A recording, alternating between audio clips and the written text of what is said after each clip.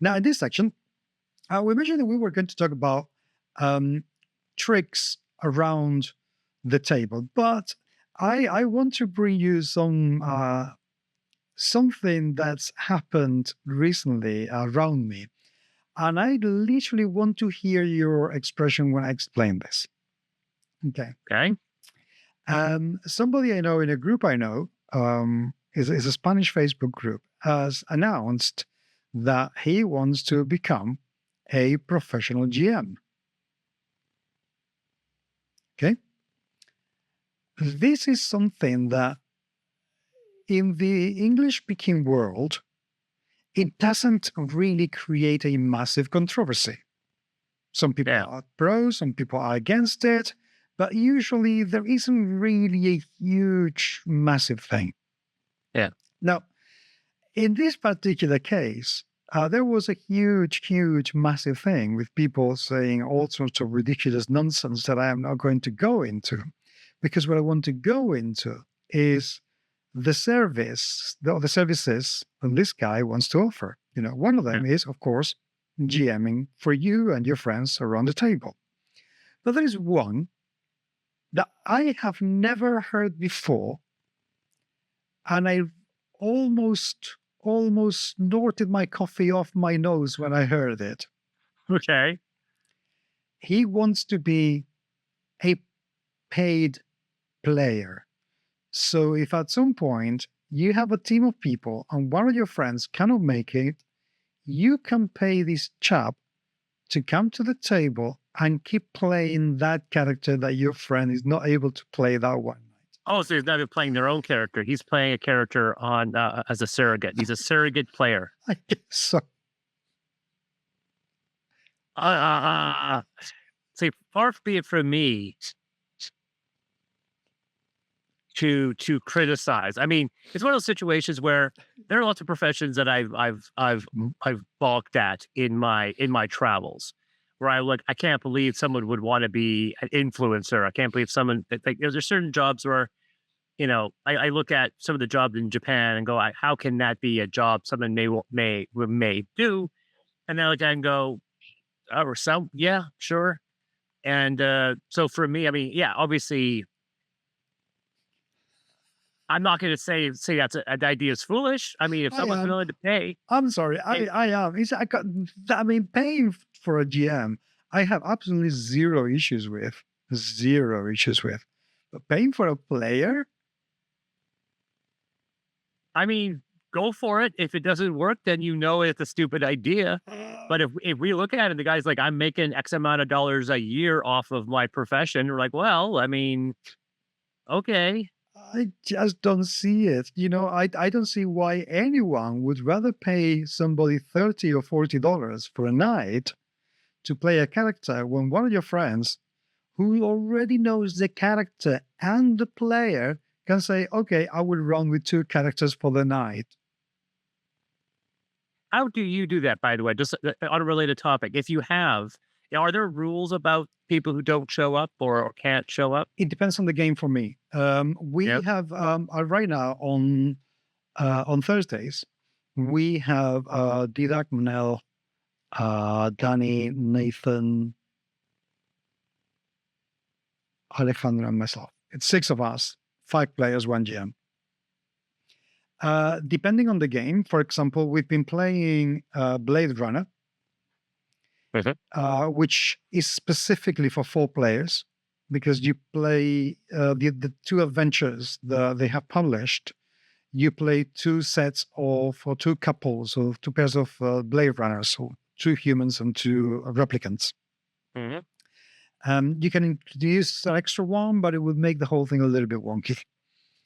So what we've done is, if it's only 4 of us, and one of us cannot make it, then the other 3 will continue playing, and the person who plays the partner of the character who's not able to make it will play both characters. If it is a D&D type game or Call of Cthulhu, then we keep playing, and the person who doesn't make it that night, their character is at the hotel, or they're resting, or they are somehow indisposed, and that's why they cannot make it. but we continue playing because we found out that if we stop playing one night because somebody's not making it, we can spend maybe 3 weeks or 4 weeks without playing because life is going to get in the way of people. We have people have children or very busy jobs, or they have travel arrangements. So it's 5 players. If 3 can make it, we keep playing. Okay.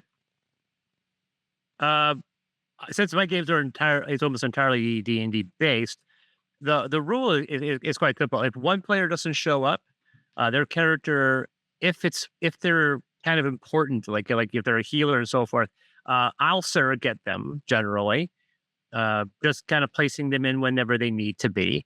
I generally don't force the player onto somebody else, especially in a heavily role playing based situation where a player wants to be kind of in character and not want to be distracted, having to take care of somebody else.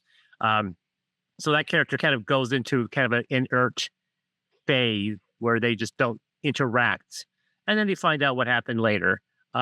However, I always give my players a power of veto, where a player with enough leeway, like if a day before or the morning of, they come back and say, "I want to attend this session, but I can't." We will cancel if that player specifically says, like, "I really want to be there, I just can't." That's fair. If it's two players, we generally will cancel for the day, unless it's short notice and depending on the size of the group. Well, we have So sorry. go ahead. But that's basically the rule. If a player kind of habitually cancels or cancels at the last second and doesn't give really good reason, then that player doesn't join my group. Well, which is also fair enough. What we have decided to do is that we said, it is absolutely impossible for us, for a group of 6 people, for not having one game that everybody knows. So, Yeah. For example, I know very well Bison, Alien, and Blade Runner. Yeah. So I will always have an adventure ready that we can drop in if somebody doesn't make it. If I cannot make it, Alejandro is going to have Alien and Lord of the Rings. If somebody else can make it, so Danny is going to have Mutant Year Zero, and Didac is going to have Call of Cthulhu, and Manel is going to have Call of Cthulhu and Cult.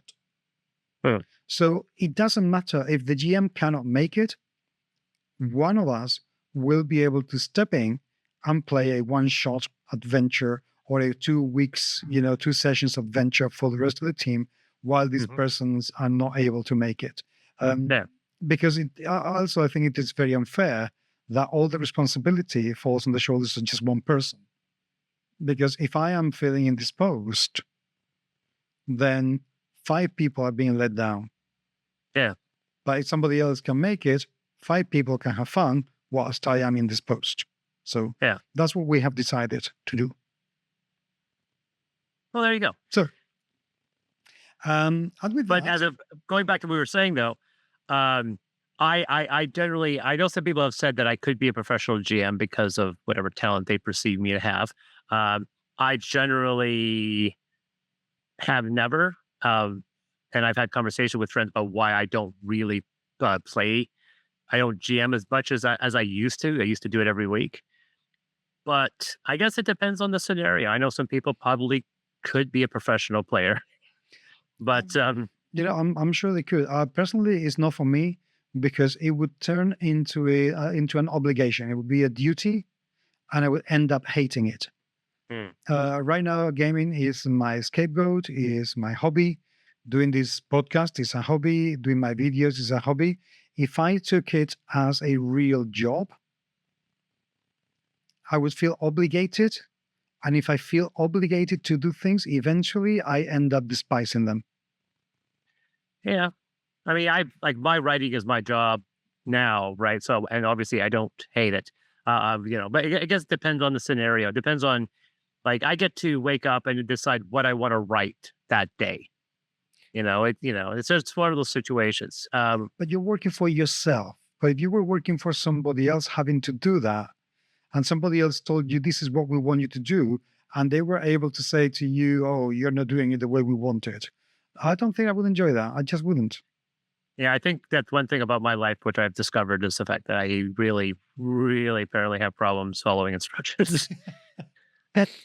And having said that, human beings, how about you? How do you approach when you don't have enough people at the table? I would love to hear from you. But we've been 57 minutes going, and I think it's about time that we can this podcast already. And we come back next week with more news and more goodness. Thank you very much, Chris. Been good to see you, mate. I haven't seen you in a month, and I really miss you. Yeah, it's exactly. It's been a very hectic month, and of course we're approaching Christmas time, and I'm gonna be hitting up the kitchen a lot.